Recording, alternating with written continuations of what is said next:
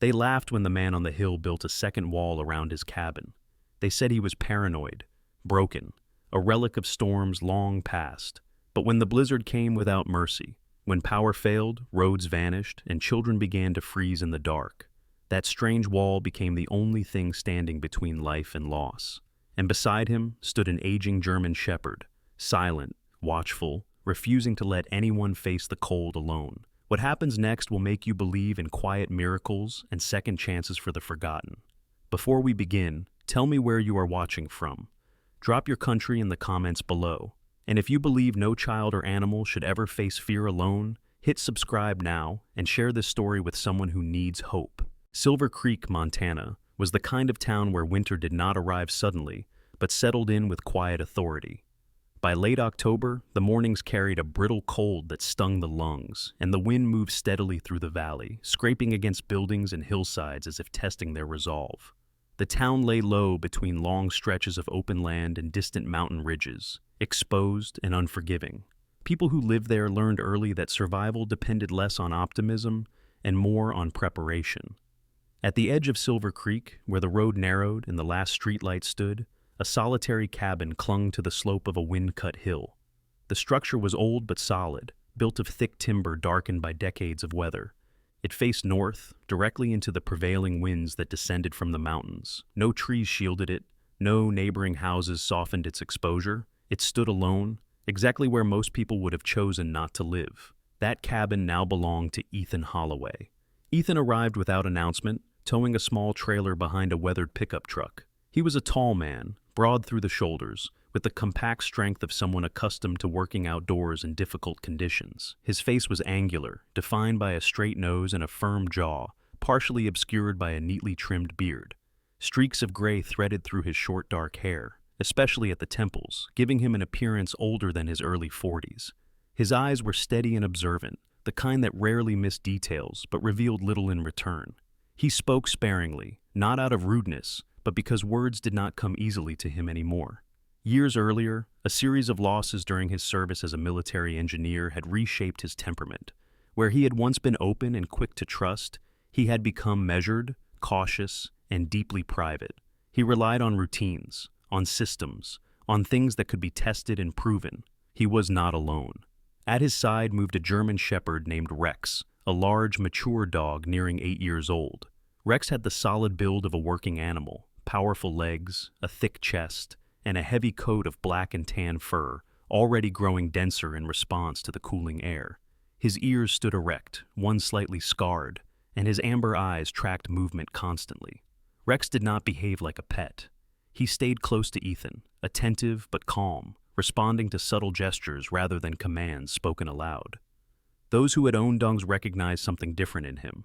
Rex carried himself with discipline. He did not bark unnecessarily. He did not approach strangers without invitation. When he sat, alert and still, it felt less like rest and more like readiness. Within days of settling into the cabin, Ethan began work that drew the town's attention. Instead of repairing the porch or reinforcing the roof, he unloaded lumber. Board by board, he began constructing a second wall around the cabin, positioned exactly 3 feet away from the original structure. The wall followed the cabin's outline with precise alignment, enclosing the entire building in a rigid shell of fresh wood. From a distance it looked wrong, too close to serve as a fence, too detached to be part of the house. The space between the 2 walls remained empty, a narrow corridor of air that seemed useless to anyone watching from below. Silver Creek noticed immediately. In a town where little changed, anything unusual became a topic of conversation. At the Silver Spoon Cafe, where locals gathered each morning, the wall became a running joke. Some called it wasteful, others called it paranoid. A few suggested Ethan was hiding something. Ethan heard the remarks, but he did not respond. He had learned long ago that explaining preparation to people who had never needed it was rarely worth the effort. Each morning, he worked steadily, measuring and cutting boards with careful precision. He left small, evenly spaced openings near the bottom of the wall and larger ones closer to the top, intentional gaps that drew further criticism from passers-by.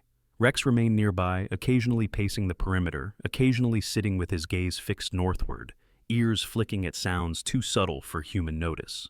At night, inside the cabin, Ethan studied weather data.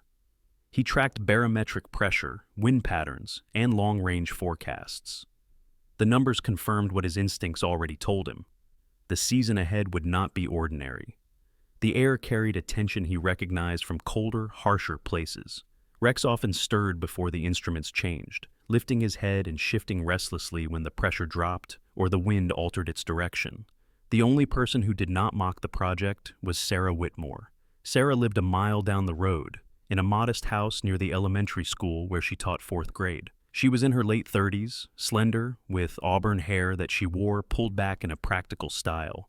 Her skin was pale from years of Montana winters, and faint lines around her eyes hinted at both kindness and resilience. She moved with quiet confidence, shaped by responsibility rather than ambition.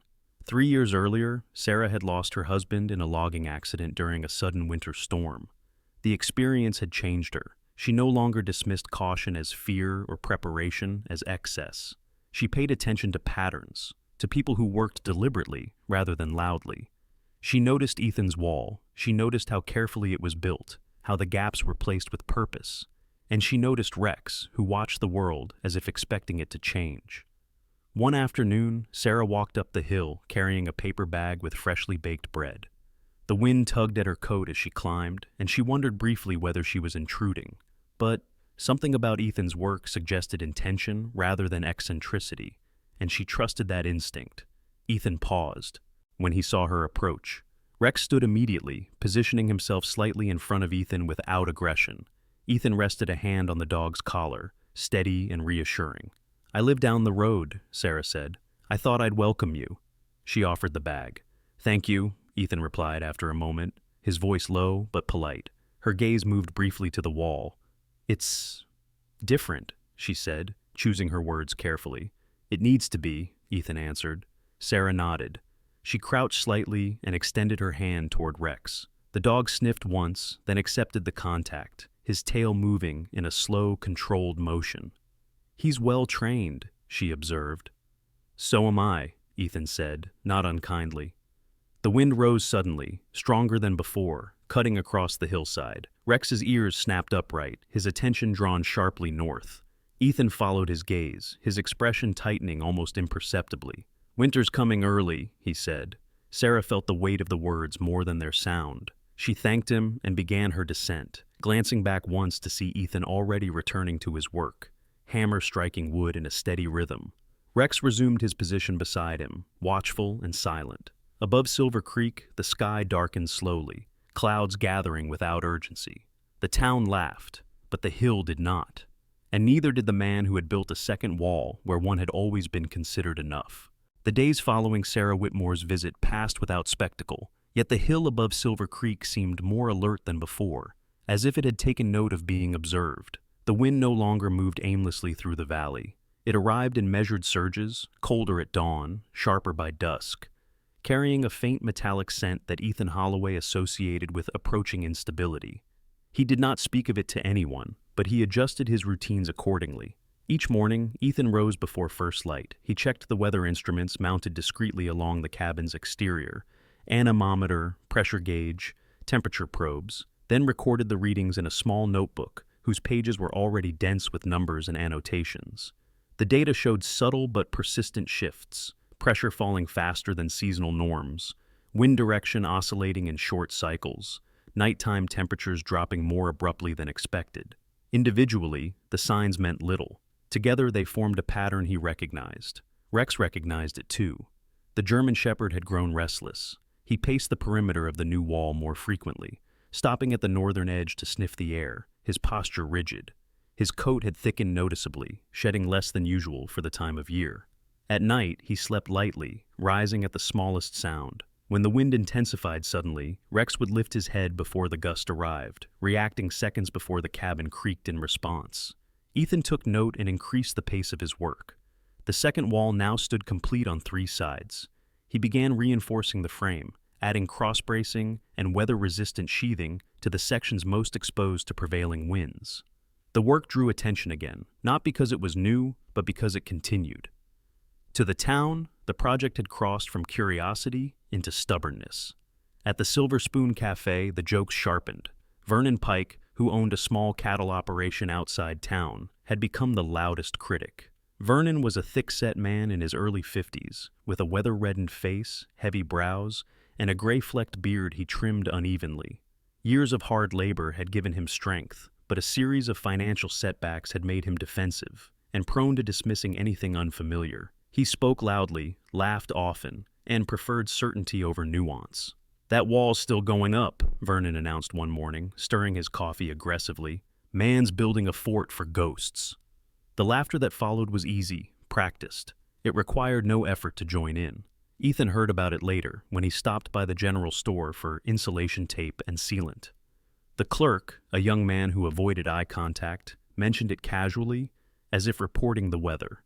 Ethan nodded and said nothing. He had no interest in convincing people who measured preparation by convenience. What did concern him was the supply chain. Over the next several days, he made quiet trips to neighboring towns, visiting hardware stores and agricultural suppliers. He purchased insulation in moderate quantities, spreading the orders out. He bought reflective barriers, sealing compounds, and fasteners rated for extreme cold. At a feed supply depot, he placed an order for wood pellets, enough to raise eyebrows but not questions. He told the driver they were for an upgraded heating system. Operational discretion, he reminded himself, was not paranoia. It was habit. Back in Silver Creek, Sarah noticed the changes too. She saw the way parents lingered longer at the school gates, discussing the cold snaps. She heard the maintenance staff complain about heating systems cycling more frequently than usual. During recess, she noticed birds gathering low along the fence line instead of in the trees. Small things, quiet things, but enough to unsettle her. One afternoon, she encountered Ethan again, this time at the feed store just outside town. He was loading bags of pellets into the bed of his truck, his movements efficient, controlled. Rex sat nearby, watching the surroundings with focused attention. Sarah paused, hesitating, then approached. "You're preparing for more than a cold winter," she said, not as an accusation, but an observation. Ethan considered her carefully. Trust to him was a calculated risk. But Sarah had not laughed. She had not pried, and she had noticed what others had missed. "I'm preparing for uncertainty," he replied. She nodded, accepting the answer without pressing. "The kids are restless," she said after a moment. "They can feel something changing, even if they don't understand it." Rex shifted beside Ethan, ears flicking toward the open fields beyond the store. "They usually do," Ethan said. As Sarah turned to leave, a low rumble of wind swept across the lot, sudden and forceful. Rex stiffened. Ethan's eyes narrowed. The gust passed, but it left behind a quiet that felt unnatural. That night, Ethan finished the final section of the second wall on the north side. The sound of hammer strikes echoed down the hillside, carried farther than usual by the cold air. Below, in the valley, Vernon Pike paused in his barn, listening, irritation tightening his jaw. The wall now encircled the cabin completely, a uniform barrier standing 3 feet from the original structure. From the outside, it looked unfinished, incomplete. There was no visible entrance to the enclosed space, no explanation offered. Ethan began the next phase immediately. He started insulating the gap between the walls, working methodically from one section to the next. He installed materials carefully, ensuring airflow remained unobstructed through the vents he had designed. He worked longer hours, sometimes by lantern light, stopping only when the cold stiffened his hands. Rex remained close, occasionally disappearing into the barn to check on stored supplies, as if he too understood the importance of inventory. 2 days later, a new figure appeared on the hill. Thomas Reed arrived in a battered government-issued pickup, its paint faded and doors marked by years of use. Thomas was in his late 40s, lean, with a narrow face and close-cropped hair that had gone gray early. A scar ran along his left cheek, a reminder of an accident during his time as a state emergency coordinator. The experience had left him cautious, deliberate, and deeply aware of how quickly small problems could escalate. He stepped out of the truck and surveyed the structure with professional interest. "You built this to trap air," Thomas said. Not a question. Ethan looked up, surprised. "You've seen it before. Something similar," Thomas replied. "In remote weather stations, not common around here." They spoke briefly, exchanging measured observations. Thomas had been sent to review infrastructure readiness across the county. He had noticed the pressure trends too. "Forecast models aren't agreeing," Thomas said. "That worries me." "It should," Ethan answered. Thomas left without drawing attention, but his visit did not go unnoticed. Rumors shifted tone, edging from mockery toward curiosity. That evening, Sarah stood on her porch watching clouds thicken along the horizon. The wind carried a sharpness that made her pull her coat tighter. In the distance, she saw lights moving on the hillside, Ethan working late again. For the first time since her husband's death, the approaching winter did not feel merely difficult. It felt deliberate. On the hill, Rex stood facing north, motionless, his silhouette sharp against the darkening sky. Ethan secured the final insulation panel for the night and stepped back, surveying his progress. The system was coming together, not finished, but functional. Enough, he hoped, to make a difference. The town below settled into routine, unaware that the margin for error was already narrowing. The first official warning did not arrive with sirens or urgency. It came quietly, folded into a routine weather bulletin that most people in Silver Creek heard while pouring coffee or starting trucks on cold mornings. Ethan Holloway listened from the cabin, radio volume low, pencil already in hand. The language was cautious, phrases like developing instability and increased variability. But the cadence of the meteorologist's voice carried a restraint Ethan recognized. It was the tone used when certainty lagged behind consequence. Outside, the wind shifted again, swinging west for a brief hour before snapping back north with renewed force. Rex lifted his head before the change registered on the anemometer. He rose, paced the northern edge of the second wall, and stopped, nose raised, drawing in the air as if reading a map only he could see. His amber eyes were bright, alert, and unsleeping. Ethan finished his notes and stepped into the narrow corridor between the two walls. The space had begun to take on a character of its own, quiet, insulated, responsive. When the wind struck the outer barrier, the air inside absorbed the impact, dispersing it. Ethan pressed his palm against the inner wall and felt only a dull vibration. It was working, at least in principle. He adjusted a vent, ensuring airflow remained balanced. Trapped air without circulation was a liability. Controlled air was protection. Down in town, reaction lagged behind reality. At the Silver Spoon Cafe, the bulletin was met with shrugs. Winter warnings were currency here, spent generously and rarely redeemed. Vernon Pike waved the report away with a snort, his heavy hand wrapped around a chipped mug. "They've been wrong before," he said. "Always are." Yet even Vernon felt it, though he would not admit it aloud. His cattle clustered tighter at night. His joints ached more sharply than usual. The barn doors rattled in ways he did not like. Sarah Whitmore felt it in the classroom. The children were distracted, restless, eyes drawn to the windows where clouds thickened and thinned without settling. During reading hour, a sudden gust rattled the panes, and several students flinched. Sarah paused the lesson, offering reassurance she did not fully feel. When the bell rang, she lingered at her desk, staring at the weather notice taped beside the schedule. After school, she drove out of town toward Ethan's Hill, the road roughened by early frost. She told herself she was only curious, but the truth pressed closer. She needed to know whether her unease had a shape. Ethan was unloading ducting when she arrived, lengths of flexible material coiled like metal serpents. Rex watched her approach, posture forward but calm. Ethan straightened, nodding. "They upgraded the language," Sarah said. "Still nothing dramatic." "Not yet," Ethan replied. She studied the materials. "You're heating the space between the walls." "Yes." "So the house doesn't fight the cold directly," she said, thinking aloud. "It buffers it." Ethan met her gaze, surprised again by her accuracy. "Exactly." Rex moved closer to Sarah, sniffed her coat, then sat, tail resting on the frozen ground. The dog's presence grounded the moment. Sarah exhaled. "Parents are asking questions," she said, "about power, about pipes." "They should," Ethan said. He hesitated, then added, "If you hear anything that changes, come back." She nodded. "I will." That evening, Ethan received a visit he had anticipated, but not expected so soon. Thomas Reed's truck appeared at dusk, headlights cutting across the hill. Thomas climbed out, collar turned up against the cold, movements careful but purposeful. His narrow face looked more drawn than before, the scar along his cheek pale against reddened skin. "I've been reviewing regional data," Thomas said once they stood inside the barn, out of the wind. "Models are converging." Ethan waited. "Pressure collapsed to the north," Thomas continued. "Cold mass deeper than predicted. If it drops south fast, infrastructure won't keep up." "When?" Ethan asked. Thomas exhaled. Days, not weeks. They spoke briefly, efficiently. Thomas asked about the wall, the insulation, the heating plan. Ethan answered with facts, not reassurance. Rex lay nearby, eyes half-lidded, but alert. I can't make announcements yet, Thomas said finally, but I'm advising facilities to prepare for outages. Most won't, Ethan said. Thomas did not argue. He had seen that truth before. After Thomas left, the wind rose again, stronger than before, carrying fine grains of ice that stung exposed skin. Ethan secured the barn doors and returned to work, installing the first sections of ducting through the vents. He moved carefully, ensuring seals were tight. A leak now would become a failure later.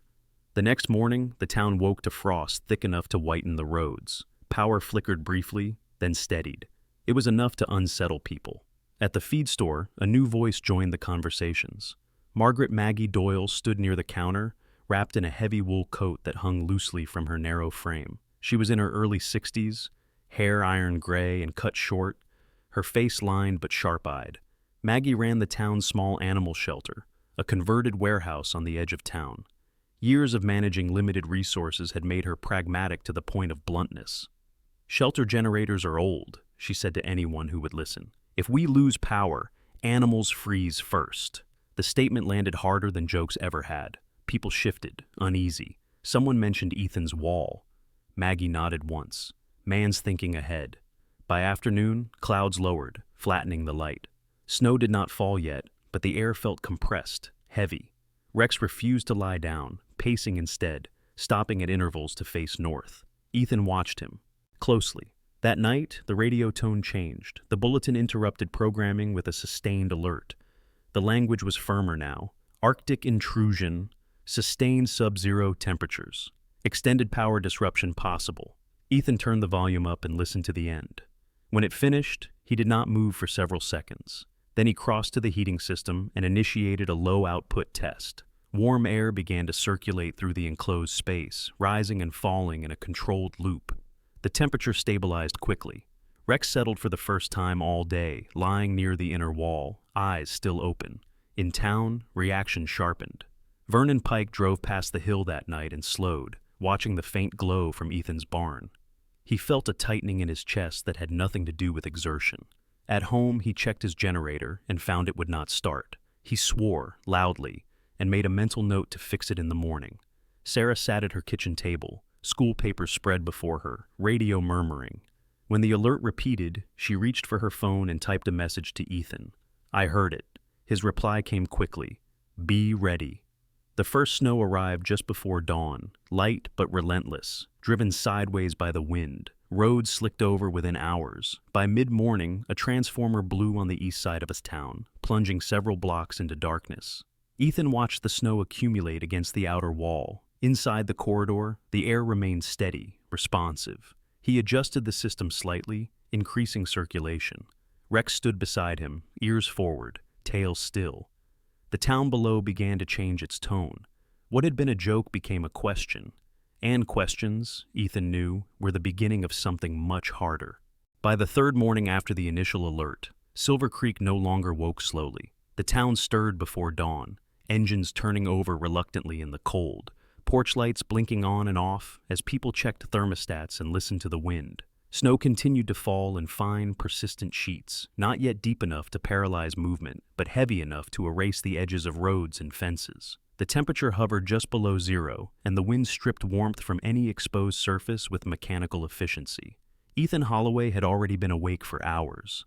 Inside the narrow corridor between the two walls, the air moved in steady circulation, warm just enough to keep the inner structure stable. He adjusted dampers by hand, listening for subtle changes in pressure and sound. Years of engineering work in hostile environments had taught him that systems rarely failed all at once. They weakened incrementally, giving warning to those trained to notice. Rex noticed first. The German Shepherd stood at the northern end of the enclosure, body angled toward the wind, muscles tense. His breath fogged the air in slow, controlled bursts. When a distant crack echoed across the valley, sharp, hollow, Rex growled low in his throat. Seconds later, Ethan's radio crackled with a brief update. Another transformer failure, this time closer to the town center. Down below, the first real breakdowns began. Vernon Pike discovered the problem when his furnace shut down mid-morning. The barn, once protected by residual heat, cooled rapidly. His cattle shifted restlessly, breath steaming, hooves stamping against frozen ground. Vernon cursed aloud, his voice carrying the edge of panic he rarely allowed himself to show. When he checked the electrical panel, he found a breaker burned black. Replacement parts were hours away, if the roads remained passable. Vernon's confidence cracked with the cold. In town, Maggie Doyle's shelter lost power shortly after noon. The old generator coughed to life, then stalled, then died entirely. Maggie stood in the narrow hallway, wool coat pulled tight around her, assessing the situation with grim focus. The animals, dogs, cats, a few injured strays, huddled together, sensing the change. Maggie did not waste time on frustration. She grabbed her phone and began calling the few people she trusted. One of them was Sarah Whitmore. Sarah was in her classroom, dismissing students early as the district issued a precautionary closure. When Maggie's call came through, Sarah listened in silence, then closed her eyes briefly. "I'll help," she said. "Let me see what I can do." Her next call was to Ethan. He answered immediately. "They're starting to fail," she said. "I know," he replied. "Bring who you can." She hesitated. "Are you sure?" "Yes." By mid-afternoon, the wind strengthened, carrying heavier snow. Visibility dropped. The town's remaining plows worked continuously, but progress slowed. At the edge of Silver Creek, Ethan opened the outer access panel of the wall system, creating a controlled entry point into the corridor. He increased heat output slightly, monitoring the response. The system adapted smoothly, distributing warmth evenly without strain. Rex stood beside him, tail low but steady. The first arrival came sooner than expected. A battered sedan crawled up the hill, tires struggling for grip. Sarah stepped out first, bundled in layers, followed by Maggie Doyle. Maggie's gray hair was tucked beneath a knit cap, her sharp eyes scanning the structure with immediate understanding. In the back seat, two medium-sized dogs whined softly, their coats dusted with snow. "You built this for people," Maggie said as Ethan helped unload crates. "And animals," Ethan replied. They moved efficiently, no words wasted. Rex supervised introductions, sniffing each dog briefly before settling nearby, watchful but calm. Inside the protected space, the animals relaxed almost immediately, tension easing as warmth replaced the biting cold. Not long after, another vehicle appeared. This time it was a pickup truck pulling a small trailer. The driver was Caleb Morrison, a man in his early 30s with a lean build and a face worn prematurely by responsibility. His beard was patchy, his eyes rimmed red from lack of sleep. He worked construction when weather allowed, and had grown up in Silver Creek, shaped by hard seasons and limited margins. A recent injury had kept him off steady work, leaving his finances strained. "My heat's gone," he said simply when Ethan approached. "Pipes froze." Ethan nodded. "You're not the first." Caleb's trailer held supplies, blankets, water, canned food, and one frightened horse.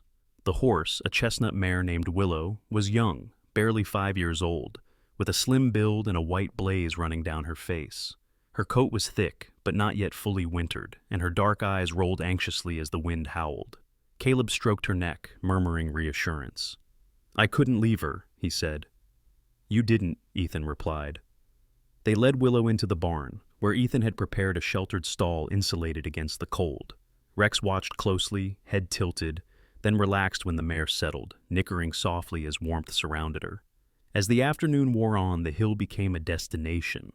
People arrived cautiously at first, then with increasing urgency. A retired couple whose propane tank had emptied overnight. A single father with 2 children bundled into oversized coats.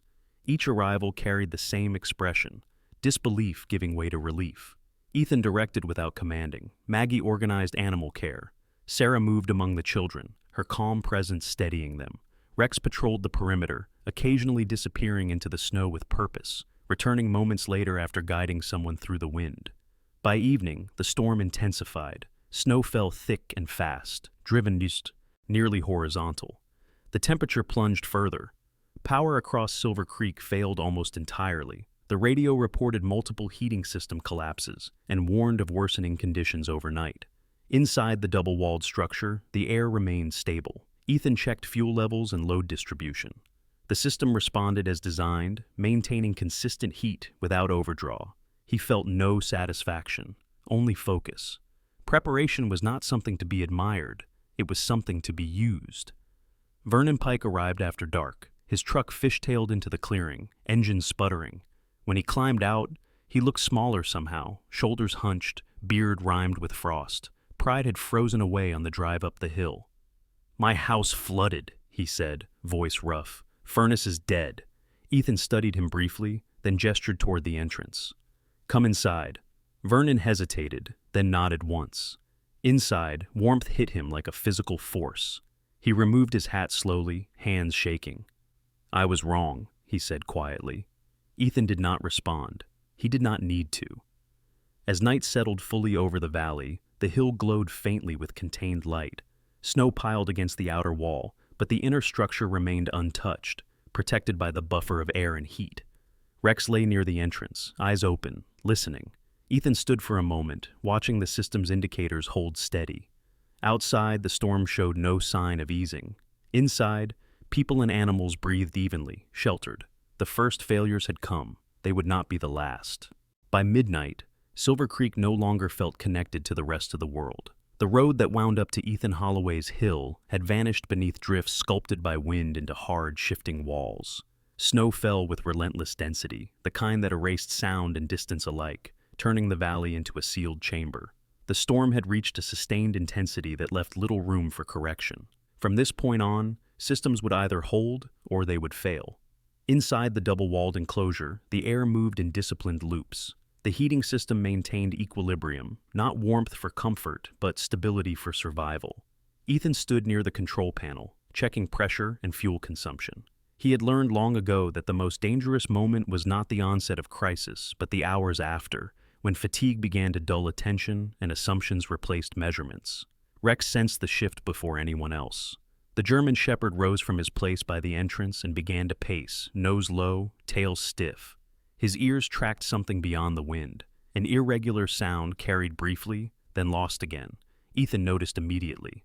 "What is it?" Sarah asked quietly, standing nearby with a mug clasped between her hands.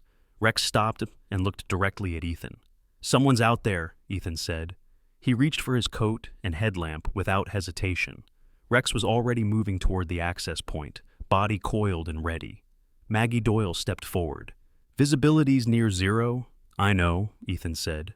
"That's why we can't wait." He clipped a harness onto Rex and opened the outer panel just enough to slip through.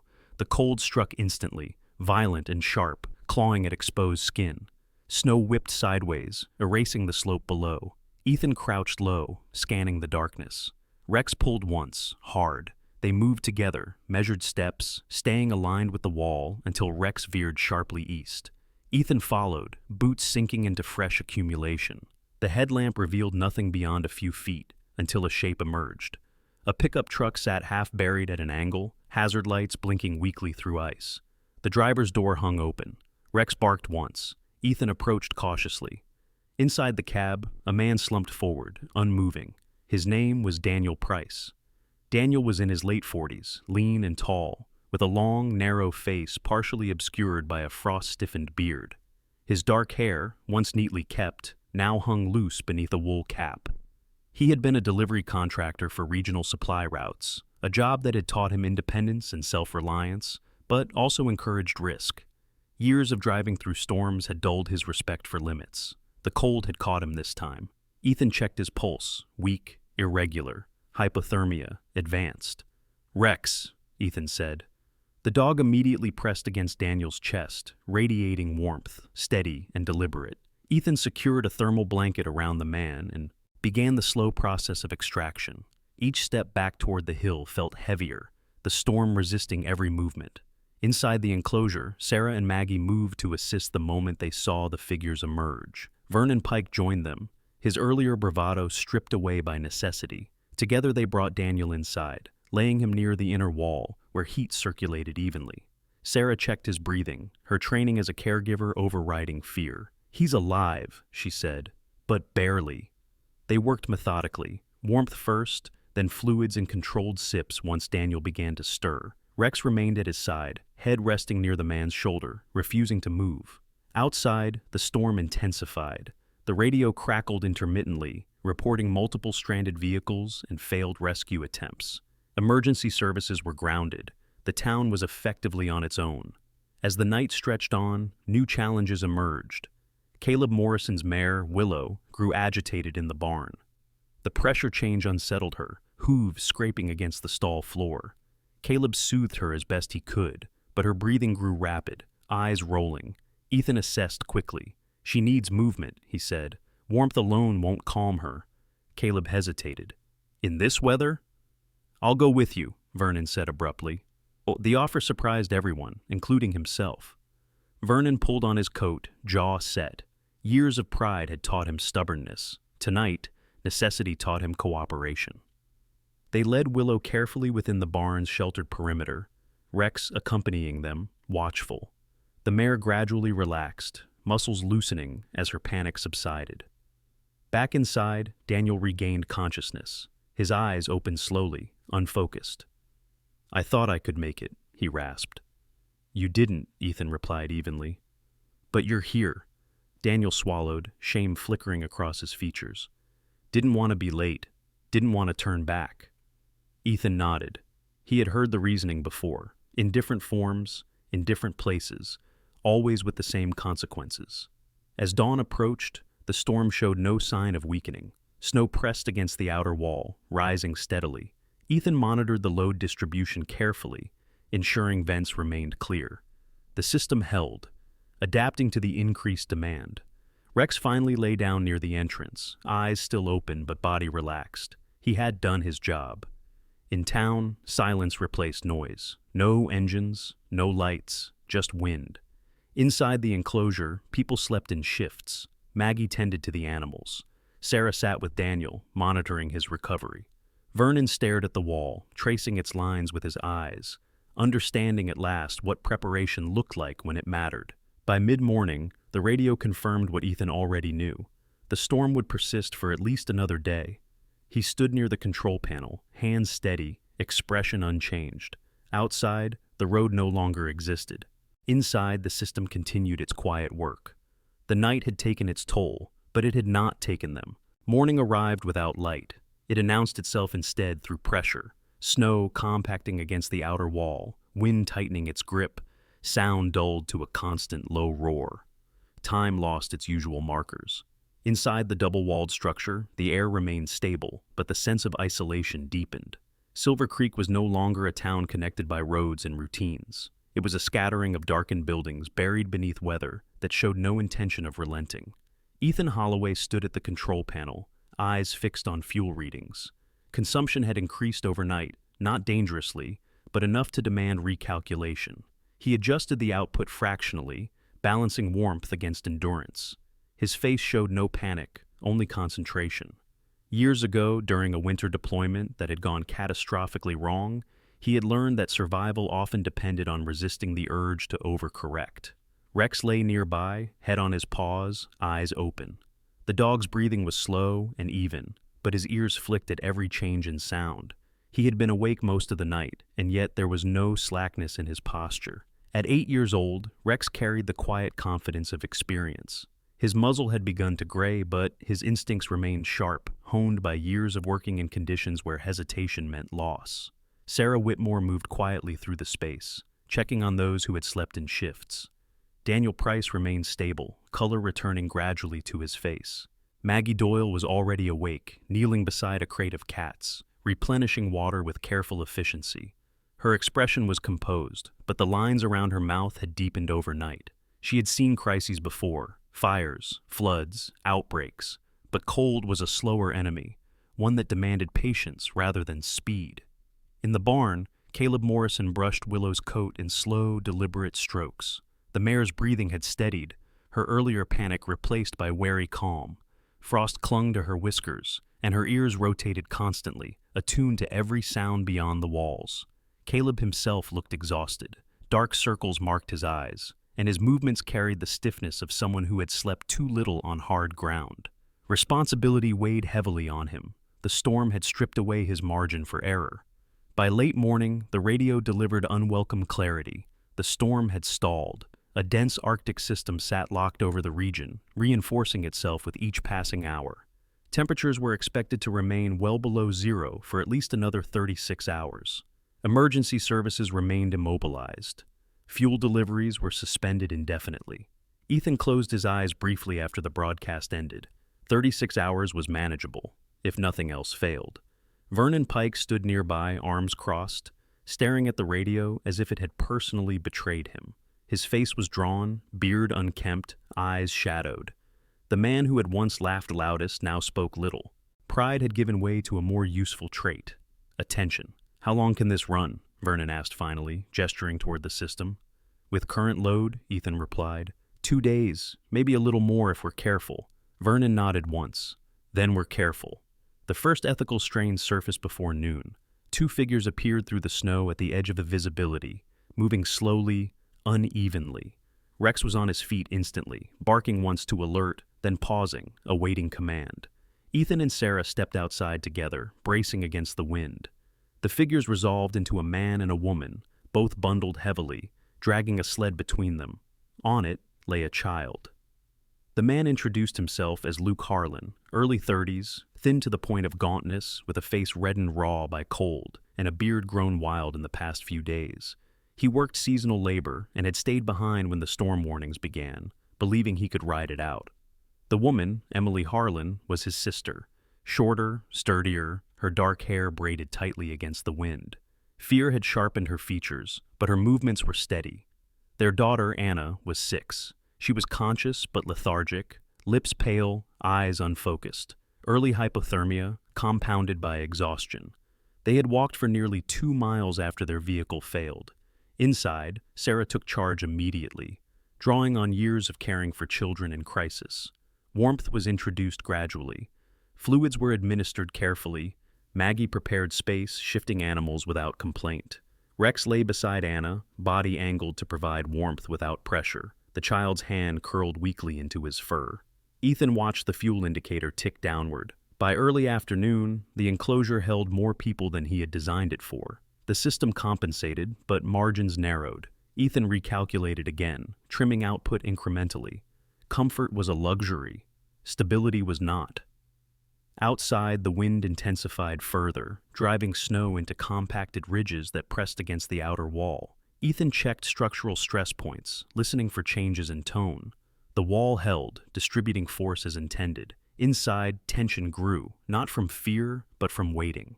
Daniel Price, now fully conscious, insisted on helping, despite weakness. He assisted Maggie with animals, moving slowly but deliberately. Guilt sat heavily on him. He had survived because others had prepared. Caleb joined Ethan at the control panel. "If fuel runs low," he said quietly, "my place has propane tanks, half buried but intact." Ethan met his gaze. "It's too far." "I can get there," Caleb said, stubbornness flaring. Ethan shook his head. "Not in this." The conversation ended there, unresolved. As daylight faded again, though it had never truly arrived, Rex's behavior changed. He stood suddenly, hackles rising, and moved toward the northern wall, nose pressed to a vent. He whined softly, a sound Ethan rarely heard. Ethan followed, listening. At first, there was only wind. Then, beneath it, something else. A faint, rhythmic vibration. "Structural failure," Vernon said quietly. He had worked long enough with Barnes to recognize the sound of strain. Ethan climbed the ladder to inspect the upper vents. Ice had begun to form unevenly along the outer wall, altering load distribution. He adjusted airflow to increase warmth in that section, encouraging melt before accumulation became dangerous. It was a gamble, trading fuel for stability. Minutes passed, the vibration eased. Rex relaxed but did not lie down. By nightfall, exhaustion pressed heavily on everyone. Sarah gathered the children close, reading softly by lantern light, her voice steady despite fatigue. Maggie organized feeding schedules. Vernon repaired a broken latch without being asked. Ethan moved continuously, checking, adjusting, listening. His mind returned, unbidden, to the event that had reshaped him years earlier. A decision made too late, a system pushed past its limit. Lives lost not to violence, but to cold and delay. He had promised himself never again. Near midnight, the radio crackled once more. A weak signal, but clear enough. Temperatures had reached record lows across the region, multiple fatalities confirmed in outlying areas. Silence followed the announcement. No one spoke. Ethan looked around the space, the people, the animals, the quiet cooperation that had replaced suspicion. The system continued to hum softly, holding. They had made it through the longest day. The next would decide everything. The change was not dramatic. There was no sudden silence, no clearing sky, no moment that announced relief. Instead, it began with absence. The wind that had pressed relentlessly against the outer wall throughout the night lost a fraction of its force. The sound softened, dropping from a constant roar to an uneven rush. Snow still fell, but it no longer arrived with the same violent insistence. For the first time in days, the storm hesitated. Ethan Holloway noticed immediately. He stood near the upper vent array just before dawn, gloved hand resting against the inner wall, feeling for vibration. The structure still held firm, but the pressure pattern had shifted. The air inside the corridor responded differently now, moving with less resistance. Ethan checked the gauges twice to confirm what his instincts already told him. The Arctic system was loosening its grip. Rex sensed it too. The German shepherd, who had remained alert through every hour of the night, finally lay down fully, head resting on his paws. His ears still tracked sound, but the rigid tension in his body eased. At 8 years old, Rex had learned to conserve energy when the worst had passed. He had survived enough storms to recognize the difference between danger and its retreat. Inside the shelter, people stirred. Sarah Whitmore moved quietly among the families, checking on the children who had slept bundled together near the inner wall. Anna Harlan slept deeply, her breathing even, one small hand still tangled in Rex's fur. Sarah adjusted a blanket and straightened, rubbing stiffness from her shoulders. Exhaustion weighed on her, but beneath it was something else, a cautious, unfamiliar relief. Daniel Price sat upright for the first time, sipping warm broth.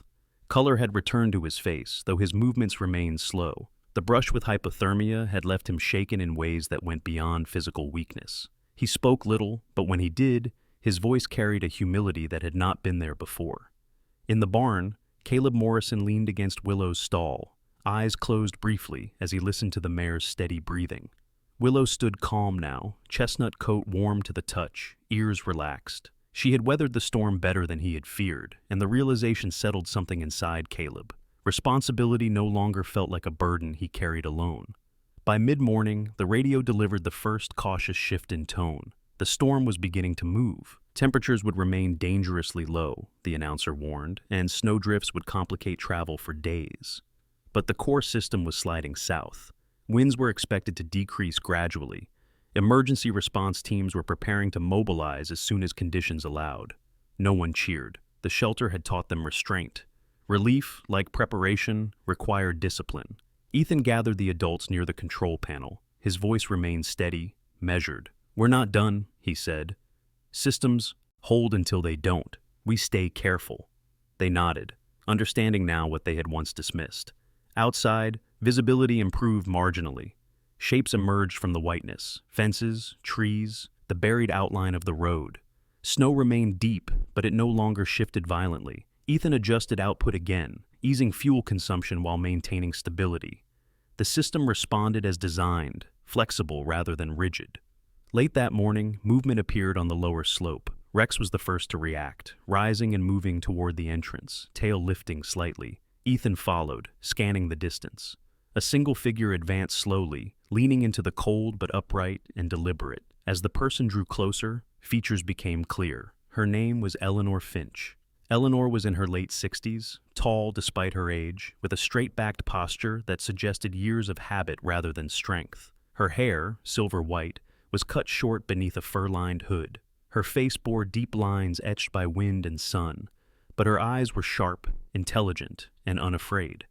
She carried herself with quiet authority, the kind earned through decades of competence. Eleanor had been the town's unofficial historian and former librarian, a woman who knew every family's past, whether they wanted it remembered or not. She had lived alone since her husband's death 10 years earlier, relying on routine and preparation to maintain independence. "My generator failed," she said simply when Ethan opened the panel. "But my legs still work." Inside, warmth reached her slowly. She removed her gloves, flexing her fingers, then surveyed the space with calm assessment. You built this before anyone asked, she said to Ethan. Yes, Eleanor nodded once. That's why it's working. Her arrival marked a shift. Word traveled faster now, not through gossip, but through necessity. As conditions eased slightly, people ventured from their homes, assessing damage, seeking help. Some arrived on foot. Others came on snowmobiles or makeshift sleds. The shelter filled to capacity, but no one was turned away without guidance. Ethan began to do something he had not done before. He explained, not just what he had built, but why. He showed Vernon Pike and Caleb Morrison how the airflow worked, how the vents prevented condensation, how the outer wall absorbed force before it reached the structure. He explained load management, fuel prioritization, the importance of measured response. There was no pride in his voice, only clarity. Vernon listened intently, asking precise questions. His earlier skepticism had transformed into focus. I should have reinforced my place years ago, he said quietly. Yes, Ethan replied, but you didn't. Now you know.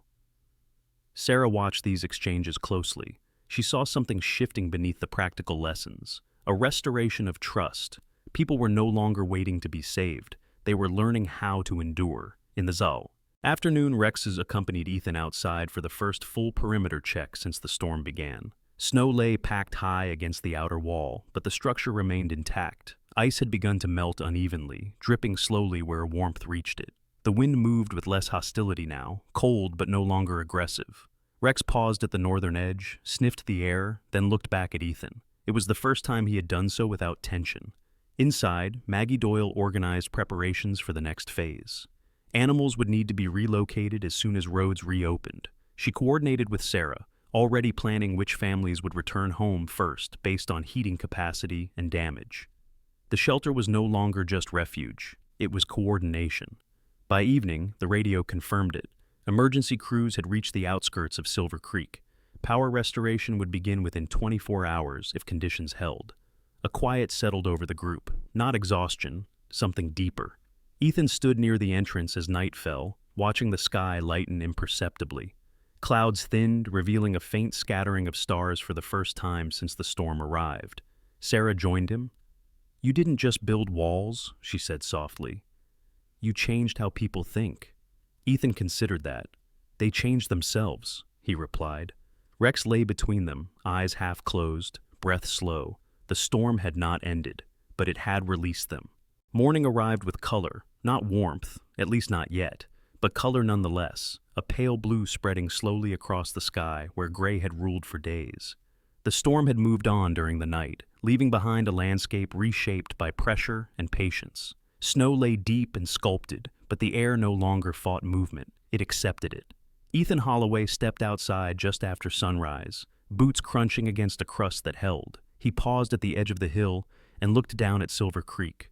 Smoke rose from a few chimneys, thin and tentative, a sign that people were testing systems, reclaiming routine in careful increments. The road below was still buried, but its outline had returned. What had disappeared was now merely obstructed. Rex followed him out, stretching stiff muscles before settling beside him. The German shepherd's coat was thick and clean, despite days of constant vigilance. His amber eyes calm now, scanning out of habit rather than necessity. At 8 years old, Rex had learned when to stand down. His tail wagged once, slow and deliberate, as if acknowledging a job completed properly. Behind them, the shelter stirred awake. Inside the double-walled space, people moved with a different energy. The urgency that had driven them through the worst hours had softened into purpose. Maggie Doyle coordinated breakfast with the same efficiency she had applied to crisis, her gray hair tucked neatly beneath a scarf, her sharp eyes tracking needs before they were spoken. Animals were fed and watered in orderly rotations. Cats meowed, dogs stretched. Willow the mare stamped once, then lowered her head to hay, content. Sarah Whitmore gathered the children near the inner wall, where warmth still circulated gently. Anna Harlan laughed quietly at something Rex did, an exaggerated yawn that ended with his tongue lolling sideways. It was the first sound of uncomplicated joy anyone had heard in days. Sarah smiled, then felt the weight of it settle in her chest. Relief, she realized, carried its own ache. By mid-morning, the radio confirmed what the sky already suggested. Emergency crews had reached town limits. Power restoration would begin sector by sector, Medical teams were en route. The message ended with a reminder to remain cautious, but the tone had changed. It no longer warned, it instructed. Ethan shut the radio off and addressed the room. "We'll start transitioning," he said. "Slowly. No rush." They understood. The first to leave were those whose homes had sustained minimal damage and who had alternative heat sources. Maggie arranged animal transport with practiced clarity, pairing volunteers with crates and leashes. Vernon Pike insisted on helping, his heavy frame moving with uncharacteristic care. His beard was still rimed with frost, but his eyes were clear now, attentive. "I'll take 2 dogs," he said gruffly, avoiding eye contact. "Got room in the truck once the road's cut." "Good," Maggie replied. "No, commentary needed." Daniel Price lingered near the entrance, bundled but steady on his feet. The brush with death had stripped away his former restlessness. When he spoke now, it was with measured intent. "I'll stay and help until you don't need me," he told Ethan. Ethan nodded. "We'll tell you when." Caleb Morrison prepared Willow for transport later in the day, brushing her coat thoroughly, checking her legs for stiffness. The mare stood patiently, ears flicking toward distant sounds. Engines, voices, movement returning to the valley. Caleb's posture had changed. The tension that once pulled his shoulders forward had eased, replaced by a quiet confidence earned rather than assumed. Around noon, the first official vehicle climbed the hill. It was a county utility truck, paint chipped, lights dulled by ice. The driver stepped out slowly, surveying the structure with professional curiosity. His name was Henry Lawson, mid-50s, broad-shouldered, with a thick mustache and weathered skin. Years of infrastructure work had left him skeptical of anything that promised more than it delivered. He circled the outer wall once, tapping wood, inspecting vents. "This held," he said finally. "Yes," Ethan replied. Henry nodded. "Better than most houses in town." Word spread quickly after that. By early afternoon, members of the town council arrived, quietly, without ceremony. Eleanor Finch accompanied them, her posture straight, her presence lending gravity to the gathering. She stood beside Ethan as questions were asked and answered, her sharp eyes missing nothing. "You didn't wait for permission," one council member observed. Ethan met his gaze. There wasn't time. Silence followed. Then Eleanor spoke. "And if he had waited, some of us wouldn't be here." That ended the discussion. By late afternoon, power returned to portions of Silver Creek. Lights flickered on, then steadied. The shelter adjusted seamlessly, easing load on the heating system, conserving fuel. Ethan monitored the transition carefully, making sure no sudden changes introduced new stress.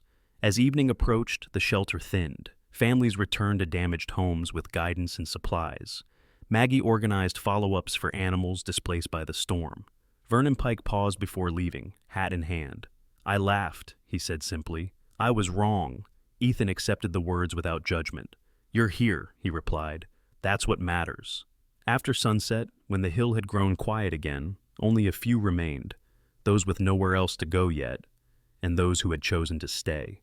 Sarah stood with Ethan near the inner wall, watching Rex patrol one last time before settling down. The system hummed softly, no longer strained, just present. "What happens now?" Sarah asked. Ethan considered the question. "We rebuild," he said, "and we remember." She nodded. "They'll want you involved." "Maybe," he said, "if it helps." Outside, stars emerged fully, sharp and cold against the clear sky. Snow reflected their light, turning the valley pale and open once more. The storm had reshaped the land, but it had also revealed something else, how close preparation and care truly were.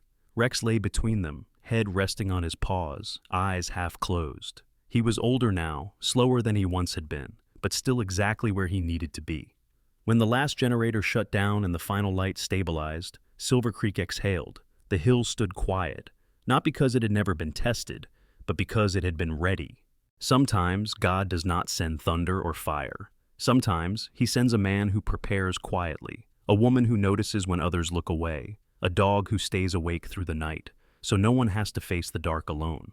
The miracle was never just the wall. It was the choice to care before anyone asked, to prepare when others laughed, to open a door when fear knocked hardest. In our everyday lives, miracles often look ordinary. They look like patience, like kindness shared without applause, like faith expressed through action, not words. Maybe today you are the one building quietly, Or maybe you are the one seeking shelter. Either way, remember this: God sees both, and He is never late. If this story touched your heart, share it with someone who needs hope today. Leave a comment and tell us what this story meant to you. And if you believe that no child, no animal, and no soul should ever face fear alone, please subscribe to this channel. It helps us continue sharing stories of light in difficult times. May God bless you, protect your home, and surround you with warmth when life grows cold. And may quiet miracles find you, exactly when you need them most.